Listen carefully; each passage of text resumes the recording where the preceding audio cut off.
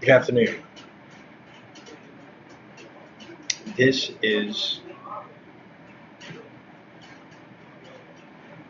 a Skype meeting that I am setting up to demonstrate how Excel tables work when generating data for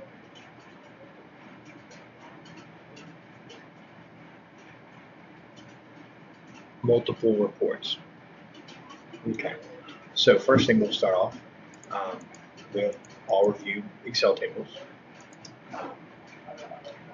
You put all of your different column headers up here and all of your data follows.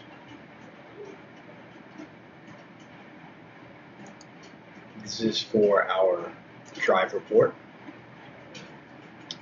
and all of these different reports that I pull in from our different systems, I aggregate them using this table here. I bring all of my reports into their respective Excel tables and paste the values. Whichever report we need, we can just go to whatever tab. I have each report is on its own tab, and I have my own calculations that I like to pull out of each report at the end of adding those. Okay, so let's see if this works.